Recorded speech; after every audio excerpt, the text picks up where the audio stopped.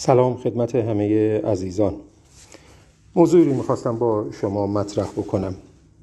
ما به فراخور پروژه هایی که در زمینه مهندسی آب و منابع آب در شرکت کار میکنیم، چند روز پیش جلسه‌ای بود در یکی از شرکت های وزارت نیرو که متولی سدهای کشور و منابع آب کشور هست و با آب منطقی های تمام استانها در ارتباط هست.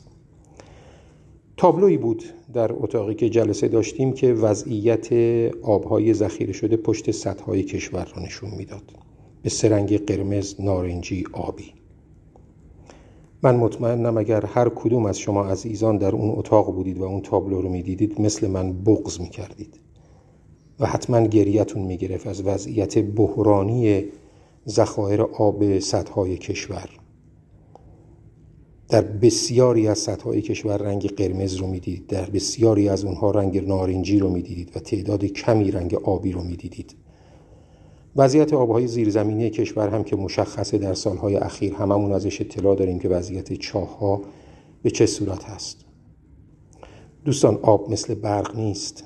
برق ساخته دست بشره. با ساخت نیروگاه میشه برق بیشتری تولید کرد، اما آب قابل تولید نیست. آب یک چرخه است، یک چرخه طبیعیه.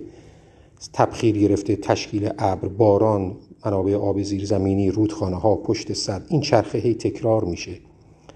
اگر چرخه معیوب بشه، یک قسمت چرخه درست استفاده نشه، کل چرخه دچار عیب میشه. اما خدا رو شکر چرخه قابل احیاست اگه دچار عیب شد. ما باید صرفه جویی کنیم دوستان. هیچ راه دیگری نداریم. بدون آب نمیشه زندگی کرد، بدون برق میشه زندگی کرد، ولی بدون آب پایان زندگی است. من ازتون خواهش میکنم این پیام رو جدی بگیرید. در هر گروهی که دوست دارید منتشر کنید، برای هر فردی که دوست دارید بفرستید تا در مورد صرفه جویی در آب، مصرف آب فرهنگ سازی کرده باشیم. شاید از همه مهمتر حمامه. ما میریم زیر دوش حمام، افکارمون میره گذشته، آینده، اینجا رو چکار کنم، اونجا رو چکار کنم، آوازی میخونیم، به حواسمون نیست هر دقیقه که این دوش بازه چقدر آب داریم مصرف میکنیم. ما مسلمونیم، وضو میگیریم برای نماز، ولی حواسمون نیست در همون وضو گرفتن چقدر آب حروم میکنیم. یه بار خواهش میکنم اینی که من میگم امتحان کنید. یک لیوان آب با خودتون ببرید، لیوان آب رو پر کنید، شیر آب رو ببندید، با همون یک لیوان آب میتونید وضو بگیرید. بریزید تو دستتون، صورت، دستا رو بشورید. در صورتی که وقتی در حالت عادی شیر رو باز میذارید و وضو میگیرید، بیش از یک پارچ آب مصرف میکنید. یعنی 10 برابر شاید بیشتر دارید آب مصرف میکنید.